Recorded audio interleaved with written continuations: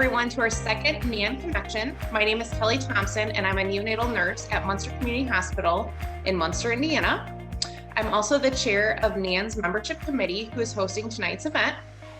I want to thank all my colleagues on the membership committee and NANN's staff, Molly and Lindsay, for doing all the work behind the scenes to make these events come to fruition.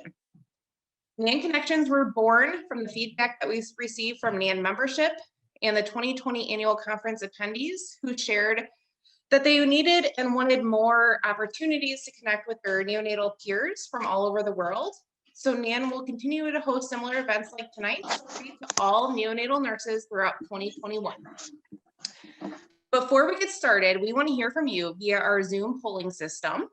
When prompted on the screen, please share with us your primary nursing role to help us get an idea of who is with us tonight. If you don't see the prompt, feel free to write your responses in the chat box. We're going to give you a few moments to put in your responses.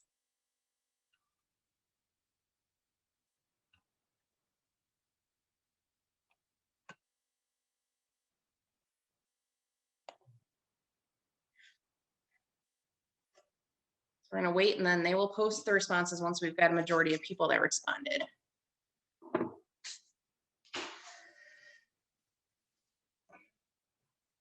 So it looks like we've got a majority of bedside nurses here. And then it looks like second is NNPs. So welcome everybody, and thank you for doing part of that poll. We are actually going to do a second poll. So we want to hear how you feel when it comes to self-care, how often you incorporate it into your everyday schedule.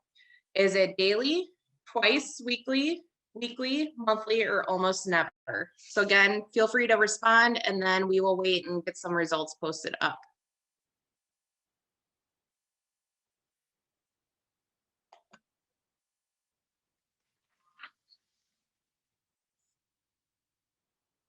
Again, if you didn't see that poll, feel free to put it in the chat box.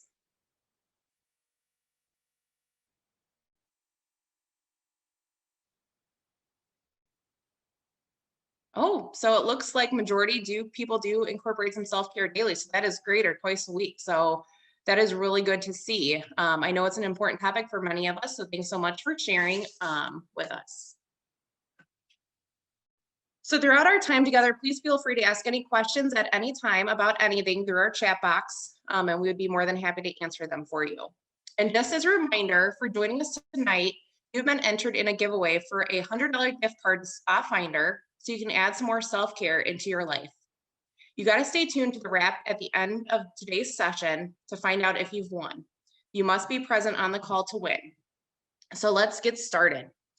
So I want to take this time to introduce Courtney Oliveira, who has been a nurse since 2006 and has worked in various specialties, including tele, med-surg, oncology, nursing supervisor, and most recently, school nursing.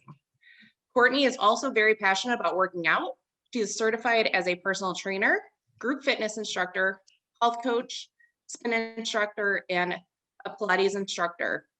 Just a quick note, for the best experience, please switch your Zoom view to the speaker view via the 3 dots in the upper right-hand corner of your screen to keep your speakers muted.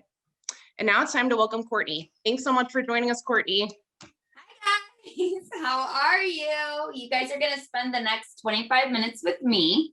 I am going to turn music on. So if you guys want to turn music on and just watch me, do whatever it is that makes you feel good about yourself. We are going to start standing. So I'll be standing back so you'll see me farther, but my voice is so loud it carries. So if you have any problems hearing me, just wave at me. I can talk louder. Otherwise, if there's a certain amount of music you want to listen to, whatever it is, you do you. I'm going to turn on just a little bit. The music actually helps me stay on time too. So that's another reason. But otherwise, you can turn on whatever you want, and we are going to start standing. So we all know that as nurses, we sit a lot when we're charting. So we're going to start with hip openers. So you're going to just start by lifting up those knees. Keep that pelvis nice and tight. And then we're going to start opening up to the side. Bring it back in, open it up to the side. Perfect. Keep drawing that navel to the spine. That back is up nice and tall. 3, 2, 1. Bring those legs back up. Let's start getting that heart rate up a little bit. Then we're going to open up that hip, other side this time. Bring it up, bring it back in. And if you hear my hips popping, that is totally okay. As long as there's no pain, popping is not a bad thing. Keep opening it up. We're going to go for 3 more. 3, 2, 1. We're going to squat down. You're going to bring that knee up, then bring it out to the side. So we're going to stay on that same side. Knee up, out. Squat it down, knee up, out. We have 5 more on this side. Squat it down, knee up, lift. Up, out. Perfect. Up, out. 2 more. Lift, out. 1 more on this side. Up, out. Then we're going to squat down, other side now. Knee up, out. Down, up, out. Are we getting warm yet? Maybe a little bit. We're starting to feel it a little bit here. 3 more on this side. Knee up, out. Knee up, out. 1 more here. Knee up, out. We're going to go into squats. So you're just going to come as low as you can. Little pulse. So just that up and down, warming up, squeezing those glutes. 4, 3, 2, 1. I want you to take a nice wide step out. Turn those toes out. You're going to plie down. Come back up. Keep that soft bend in those knees. Up and down.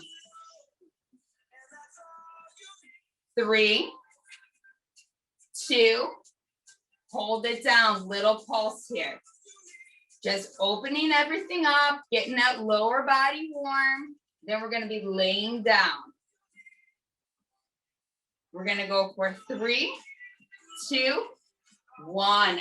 Excellent. So this is the point where I want you to grab your mat if you're on a hard surface.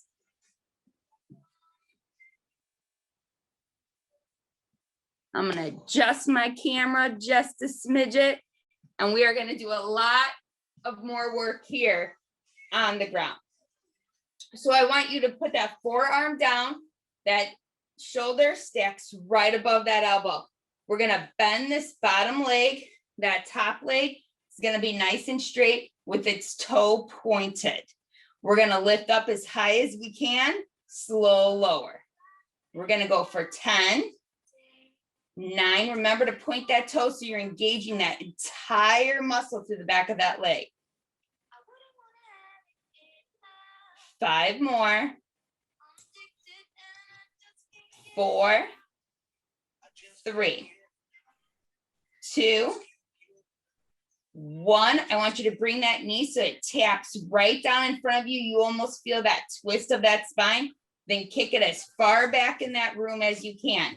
Bring that knee forward, kick it as far back as you can. Forward. So I want you to start feeling it right here in that lower abdominal panel. And then kick it back.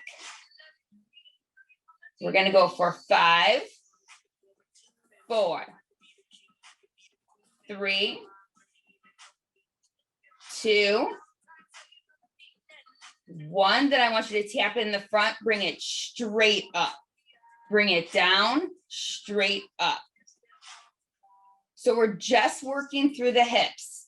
A lot of times throughout our lives, especially as women who have given birth, had any sort of changes, our hips get extremely tight and hold a lot of our stress. So as we go through this, we just want to make sure we're paying attention to anything that doesn't feel right, that's tight, and we work through it.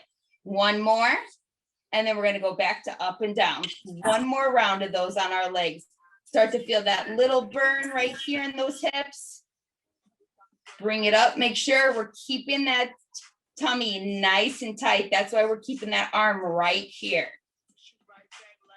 We're gonna go for 3, 2, 1. Bring it down, kick it back. Bring it down, kick it back. Excellent job, guys. Nothing like, these are what I call lazy girl workouts. You can still feel a burn, but you're working. And especially after you've been sitting or walking around, or especially after lifting, we want to make sure we get all that tension out of that lower back and those hips. 2, 1, we're going to take it down forward. We're bringing it up, down, up. Plus, we all get that little love handle right here. Nothing like working it out too. Here's 5, 4, 3, 2, 1. Excellent. Bring it down. We're going to roll onto our back. So in Pilates, we do like a pelvic tilt, which is very similar to when we tell women to do Kegels and we tell them to squeeze in. There should be nothing going in between your back and your smooth surface, your carpet. You shouldn't be able to get your hand underneath. It should be completely pressed against. It's so important in Pilates that we practice the pelvic tilt.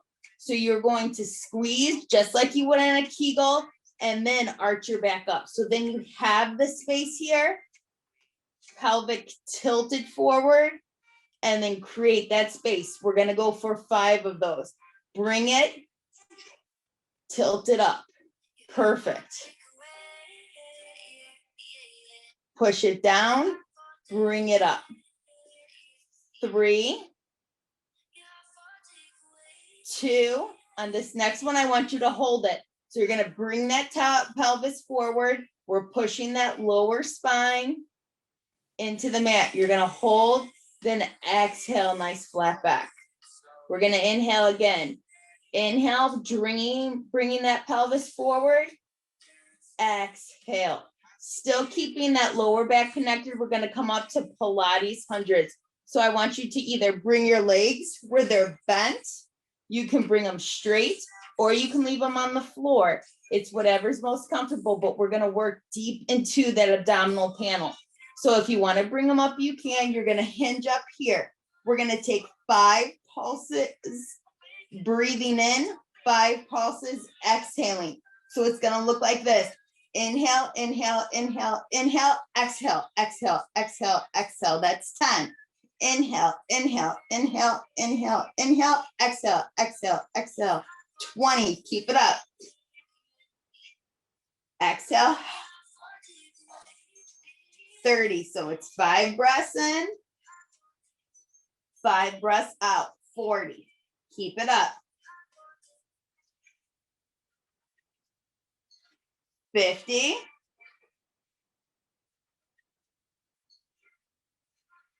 60. 70.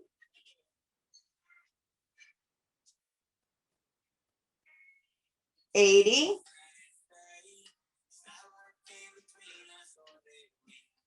90. 10 more. Slowly relax. We're going to do that pelvic tilt one more time just to realign that erector spinae. So you're going to inhale, drawing that spine deep. Exhale, arch it up, creating that space underneath your back. And then slow lower. Let's go on to the other side so we can work that other hip joint, loosen it up. We're going to bend that leg on the bottom. That leg, that top leg, toe's going to be pointed. And we're coming all the way up. Slow lower. Perfect. Make sure when we're in this pose, I laid right down, but again, staying on your forearm just makes that little added working those abs a little bit more from this position. But if it is more comfortable for you, this is one of my favorite modifications, and especially on days I'm super tired, but I want to loosen up my hips and create that fluidity in there. 3, 2, 1. You're going to bring that knee down, shoot it all the way back. Bring that knee down, shoot it all the way back. Perfect. Keep that tummy nice and tight. In Pilates, we always want to focus on our breathing. It's inhaling through that nose, exhaling through that mouth. And even that's something we can use when we're having a bad day, or when a patient is not working so well, or parents not working so well with us. Remember that inhale through that nose, that wide open mouth exhale. We're going to tap it down front, bring it up high. Tap it down front, bring it up high. Perfect. And make sure you're connecting to that breath. Perfect. For 3, 2, 1. One more time. Up and down. Keep that toe nice and pointed. Keep that tummy nice and tight. Always try to engage that core. It protects that spine. And it also gives you a little bit extra for that burn. 3, 2, 1. We're going to tap it in front, and you're going to push it behind you. Tap it in front, behind. Perfect. Keep it up. 5, 4, 3, 2. We're going to tap it in front, bring it up nice and high. Perfect. 5, 4, 3, 2, 1. Excellent. Go ahead and lay it all the way onto your stomach. Now, this is that point where a lot of us, we get that lower back pain. I know I had a patient fall on me and it crushed my tailbone. So I still get a lot of lower back pain. So we start a lot, especially in yoga. I've used a lot of my yoga with my Pilates. We start in what's called Sphinx. So your elbows are right underneath your shoulders. And then we're going to push it up just a little bit higher. You're going to put your pressure into the palms of your hand. You're going to arch that back, and you're going to gaze up at that ceiling. Just to realign, because we did all that stuff laying on our side and then our back. So we want to make sure that natural curvature of our spine goes back. We're going to slow lower down here. So you're going to extend that body, that left arm, and then your right leg. So it's opposite arm, opposite leg is going to come up and then go back down. Then you're going to switch the right hand, left leg, and these are Pilates swimmers. We're going to go for 30 seconds. Keep your gaze down at the floor, keeping that spine aligned the entire time. Inhaling through that nose, wide open mouth, exhale. 20 more seconds here. Really trying to extend those legs, shoot that energy out from your toes and your fingers. We're going to go for 5, 4, 3, 2, 1. Excellent. Bring those hands right next to that rib cage. Push up into tabletop. So your hands are right underneath your shoulders. Your knees are right underneath your hips. We're going to open up that right arm so that we're opening up our chest. You're rotating, open up that chest. You're going to sew that hand under and through so that your shoulder and your cheek come all the way down to the floor or the mat. So I'll move a little bit closer so you can see that shoulder's coming down. We get a lot of tension right here in between our spine. This is going to help.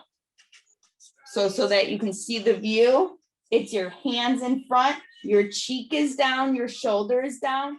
Take this hand and roll a little bit farther back onto that shoulder. Really find some space in between those shoulder blades.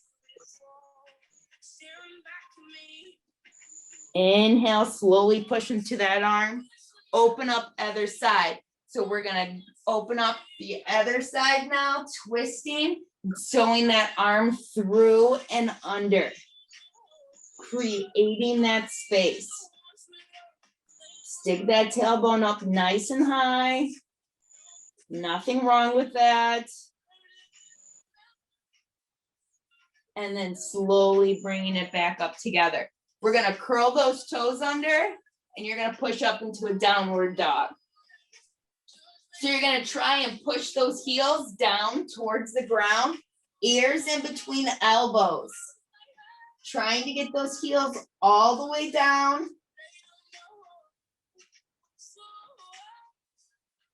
Then I want you to slowly bend those knees, come down.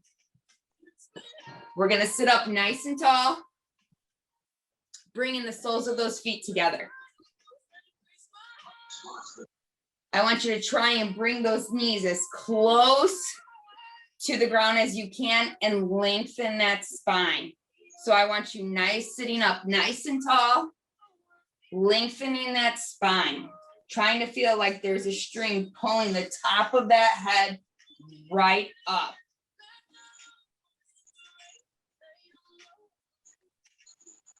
This is that point. Take that inhale through your nose, wide open mouth, exhale.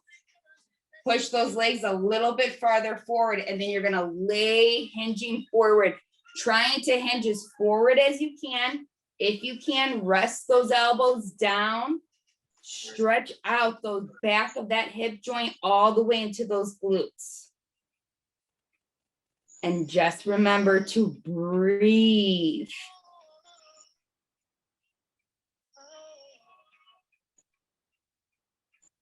Excellent. Come all the way up. I want you to take that right hand here and then circle that left hand underneath it. So you're almost creating what they would say a swan. Hook those arms together and then reach them up. So you feel that stretch across the upper back from that shoulder that's wrapped up on top. And just reach them up as high as you can. And then slow lower. Other hand comes forward, opposite arm wraps around, and lift those arms up. Stretch it out, feel that stretch across that spine. Lengthen it up real nice and tight.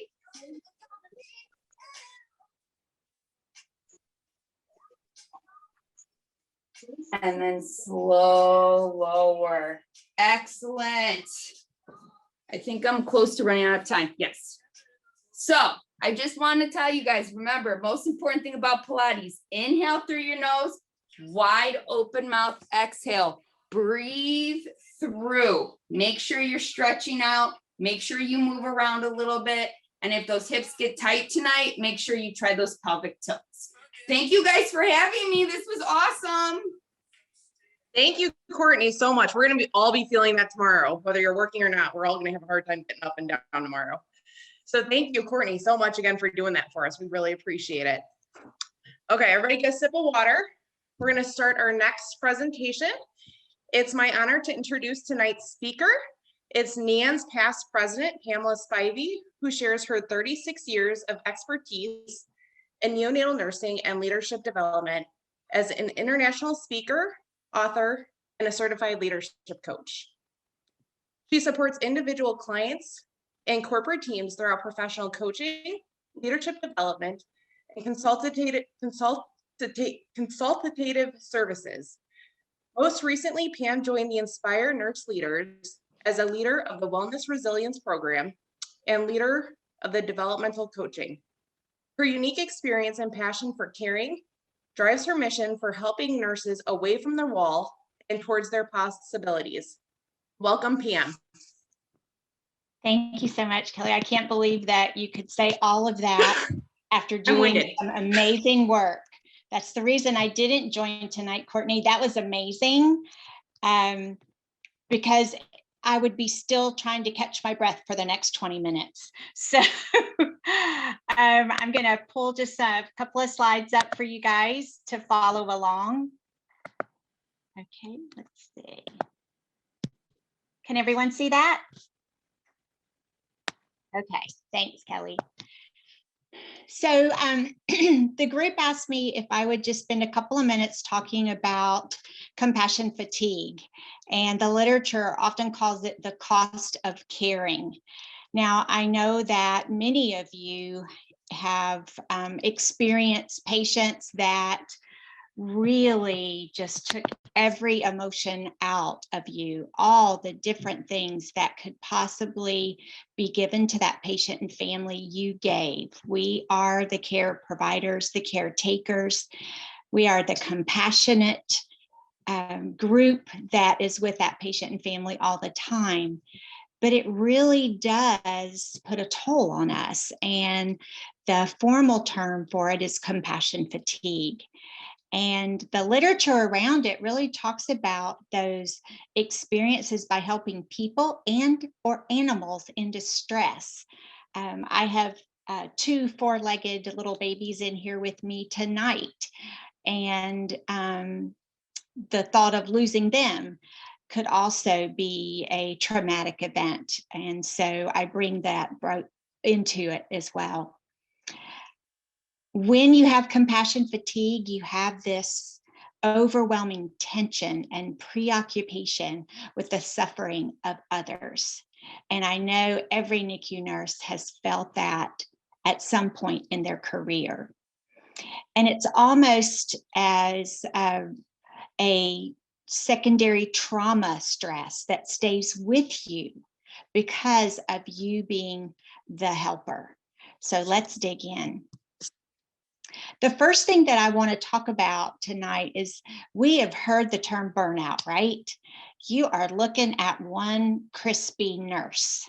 That is why, as they mentioned earlier, I'd like to help nurses away from the wall, literally because I hit it.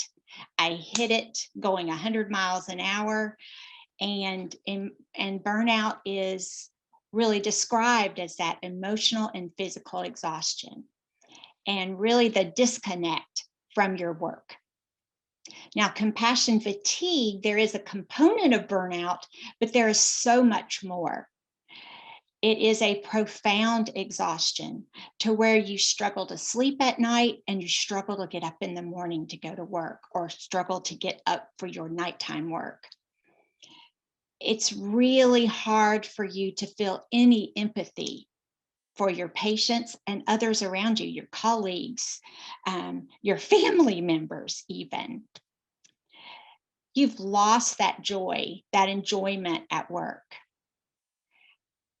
Many of us have high anxiety as it is, but it is heightened and even can lead to irrational fears. There is no such thing as balance when you have this compassion fatigue. And it even impairs your ability to make appropriate decisions. You may not be able to disconnect emotions and the evidence supporting the care that you are to provide for your patients and clients. But the good news is, on one side, you have compassion satisfaction when you're down as far as you can be with this profound exhaustion, burnout, moral distress, which many of our colleagues in ICUs and other areas with COVID-19 really experienced. But there are things that you can do. And I was so excited, I wrote it down, that many of you take self-care and self-compassion to heart, that it is a daily part of your life, if not daily, every other day.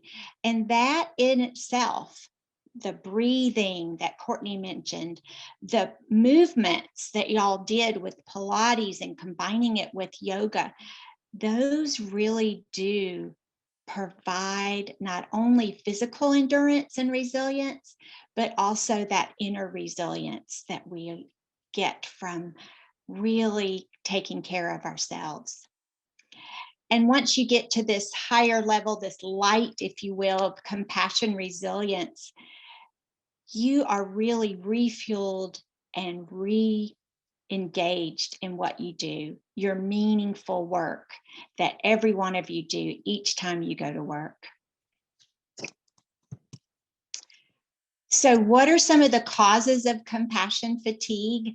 There's a lot of things out there in the literature talking about the history of unresolved childhood trauma. And I want you to think about that for yourself, what you bring to the world, what you bring to the job based on the experiences that you've had. Also think about the families, the siblings, the grandparents, the aunts, the uncles that are associated with the baby in your care and what they bring.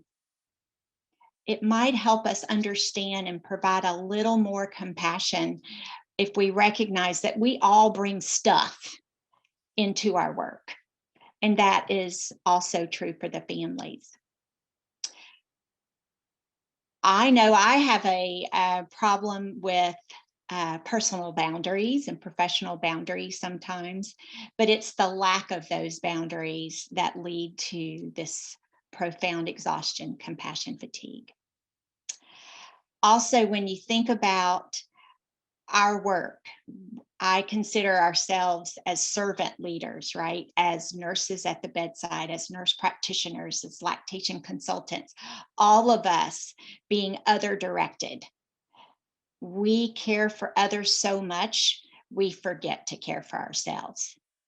And this whole NANN Connections is a way that we can really focus on inner directedness and at the same time connect, because you'll hear me tell you, one of the key ways to limit compassion fatigue and get to compassion resilience is with those connections. So I was really, really excited to hear about this. A few more symptoms of compassion fatigue, and I want you to think about these as I'm talking about. Have you experienced these? Do you see colleagues that are experiencing these and you recognize them? If not, think about them, put them somewhere where you'll remember. And when you see this happening to yourself or your colleague, gather forces around for help. Because some of the symptoms, as you can see here, isolation, sadness, apathy. One thing I've often seen is persistent physical ailments. You really are sick with physical GI problems, headaches, not being able to sleep. All of those things are real with compassion fatigue. Recurring nightmares, going along with the inability to sleep, impairs us daily, and it kind of exacerbates itself, making it even more and more harder to make appropriate decisions when you're at your work setting. But there are things that we can do, and that is the good news. What can we do about it? These are the ABCs around compassion, satisfaction, and compassion resilience. One is awareness, the next is balance, and the last one is connections. So awareness really is what causes your stress, what causes you to get down at work, to be frustrated at work, to the cases that you take within your work setting. How do certain cases impact you more than others? Think about some of the unhealthy coping mechanisms. On the previous slide, substance abuse is seen high in those that are experiencing burnout, compassion fatigue, and moral distress. One managing stressor that I work on daily is really looking at tightening up or initiating the personal boundaries. so that you're able to do your work and do it well without taking on that extra burden of the emotional drain that sometimes can happen in our ICU environment in the NICU. Think about when you're stressed, what is your body telling you? Okay, it's kind of an alert system.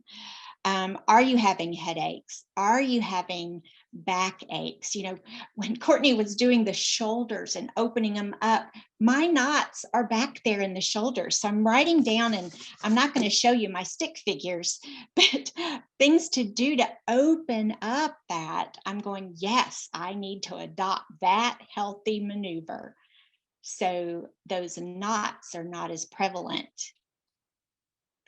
And when we think about just the physical, I want you to also expand and think about the spiritual and what's going on inside of your head, that inner voice, because that inner voice, that negative mindset that we are triggered in times of stress, ways that we can manage them as well. And we're going to do a couple of them. The first thing is to think about stress, to think about your day-to-day activities in a new way. We always talk about time management. Instead of managing time, manage your energy. As an example, I know I'm a morning person. If I want to do something that requires a lot of my brain power, I do that in the morning because I'm like a little kid or an older adult. I need my nap in the afternoon. Okay. Seek stress and see stress in your own terms. There are many times when stress is good. It gets us into that code situation. It lets us know what we need to do when that trait comes out and we need to maintain that airway, right? So shifting from one way to the next time. This is the big key. I know we are super, super busy in the NICU. Every once in a while, we'll have some downtime. And if there are any leaders, managers, supervisors on here, downtime is wasted time. No, downtime is rest time.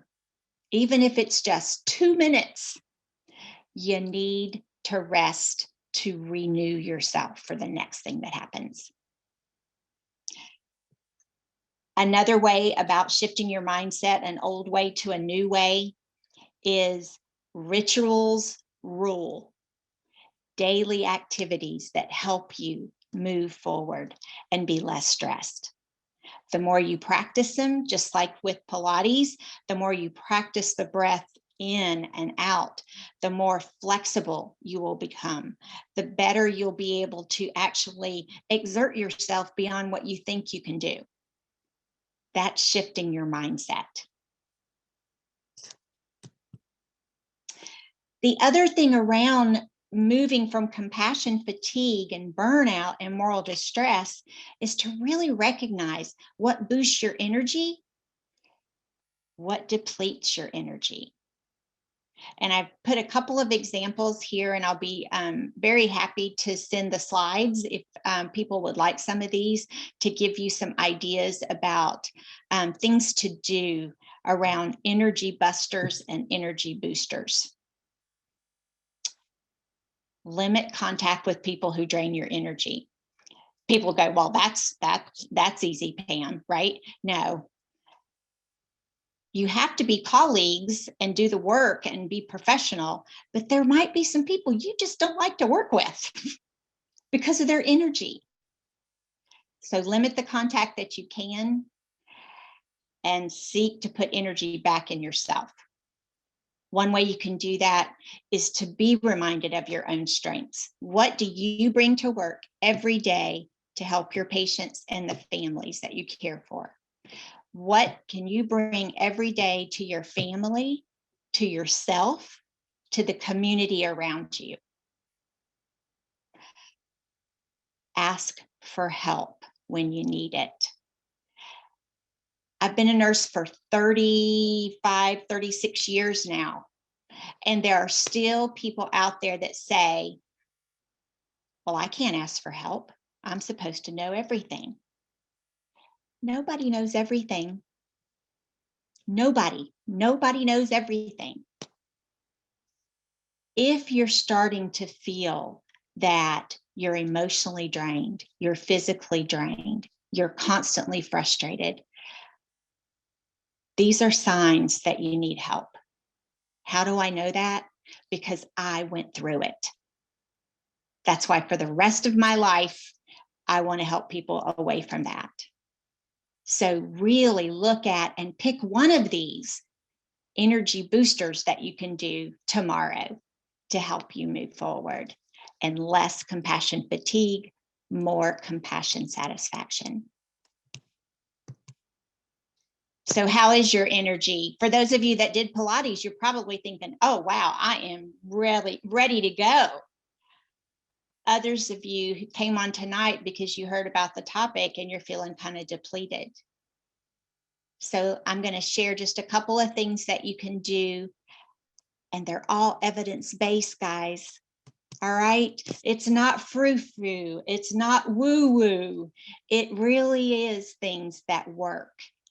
There's a new study out, Dr. Bern Melnick and colleagues, showing the things that you do around resilience and well-being and balancing work and life and everything else. The things that we think are so simple, if we do them over and over again, they are going to work. And they're statistically significant and clinically relevant in our own personal and professional life, okay? So is your life in balance? Any given moment in time, we're going to be a little on one side and a little on the other. For those of you that have had to be the teacher for children or the care providers for someone with COVID-19 in your family, as well as the professional, life's been a little out of balance. But it's when you are able to bring all of these things together so that when the balance gets out of balance, you're able to help yourself and help others.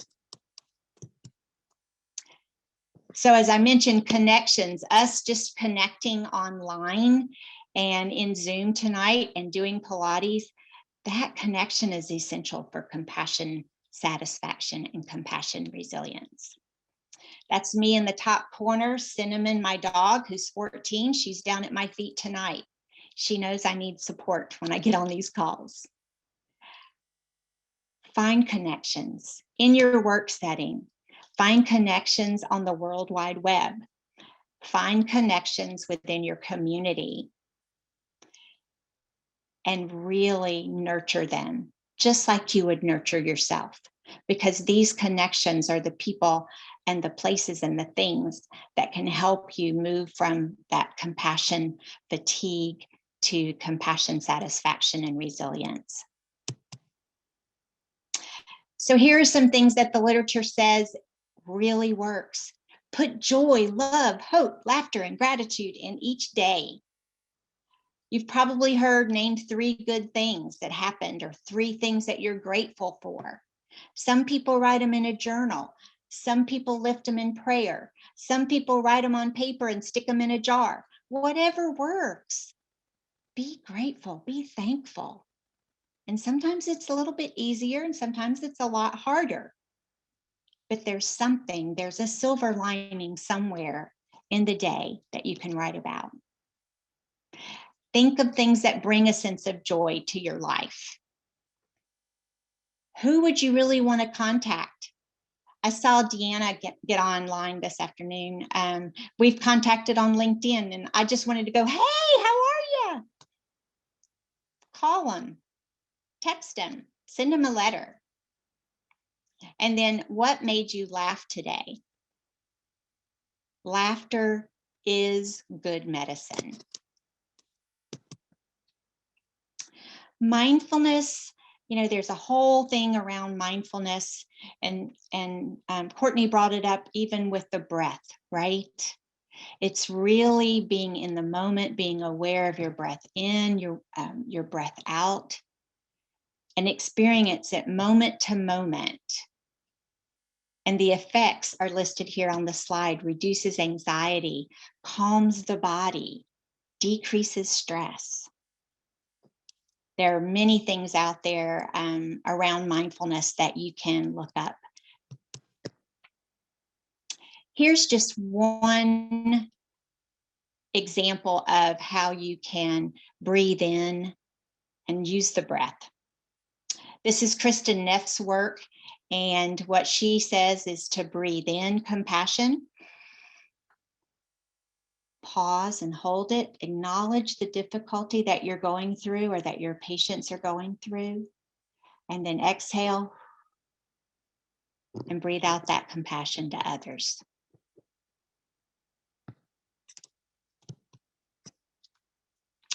The Institute for Healthcare Improvement talked about joy at work. When you can, it's my timer for you. What drew you to work?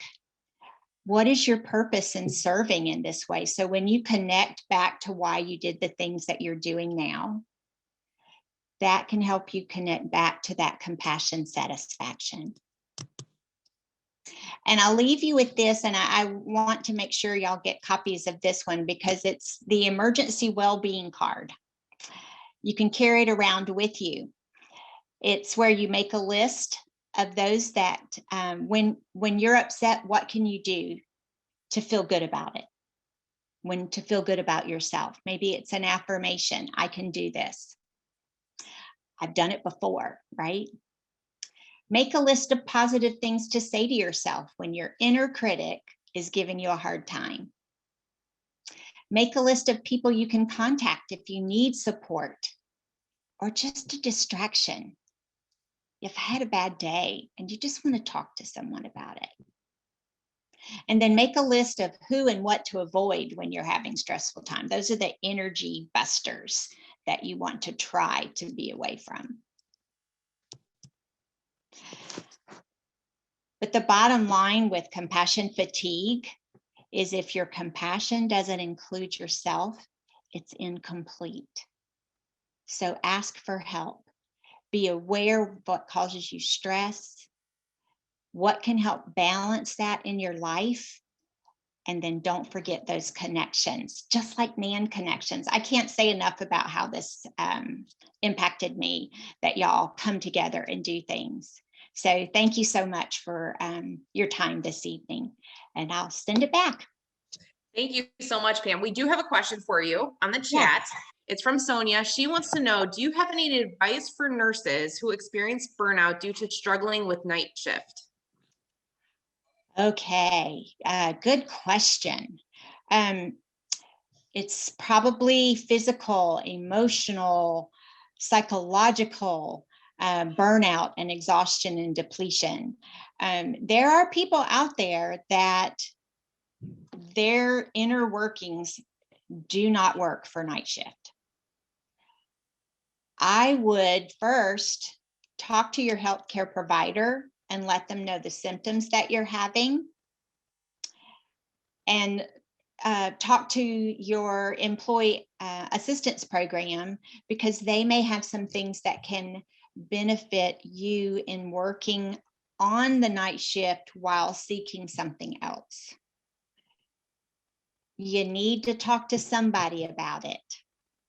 So if it's a friend, a colleague, your EAP, and your healthcare provider, because if some of the symptoms are physical in nature, then that's going to impact your overall health. So asking for that help and getting some clarifying questions and answers around that. I hope that was helpful. Thank you again, Pam, so much. It was such an important topic for us to all better understand. I hope everyone can be more aware of the cost of caring to us as nurses and take steps to keep self-care at the top of our priority list. Again, thank you so much, Courtney and Pam, for doing this. I just want to let the people who might have signed on later know that this was recorded. And we'll be posting it on the NANN website. So you will be able to go back and do, if you want to do the Pilates or watch it again and watch Pam's presentation. I know I'm going to go back and watch it because it was just really good. And we are gonna, if you attended, if Pam's okay with it, you know, to get the slides out to everybody. So I know some people want the slides to put in folders and stuff, and that way we can go back and reference it. So thank you again, Pam and Courtney, so much. Before we go, we want to let you know that there will be a follow-up survey that we want to get your insights from tonight's event. And we want to find out what other topics you want us to consider for future events. So please take a moment to answer that survey. It will be sent to you on a follow-up email so that we can plan the most meaningful events for you guys and what you guys want to see from us that we can provide for you guys. Finally, I'm excited to share the date and time for our next NANN Connections. It's scheduled for Thursday, June 3rd, 2021 from 6 to 7 Central Standard Time, so same time as tonight's event. We're going to be talking about bullying in the NICU with a panel of nurses and APRNs and discuss what we can do to minimize it. So look forward, more details coming in various NANN communications. And remember, these events are not just for NANN members, but they're for the entire neonatal nursing community. So please encourage other peers and other coworkers to attend and connect with us in the future. And finally, I want to announce the winner of our $100 spa gift card finder. And the winner tonight is Amrita Jackson. Amrita, if you are on, if you could unmute yourself and have a video, we'd like to take a picture. Are you? Oh my goodness, a picture. Hey, congratulations. Thank you. All So right. they will be sending that to you in an email. Okay.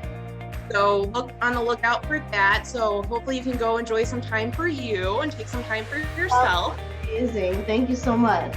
No problem. So with that, we're going to say goodbye for now. Until we meet again, take good care of yourselves and each other. Thank you guys so much for joining us, and be well. We'll see you guys in June.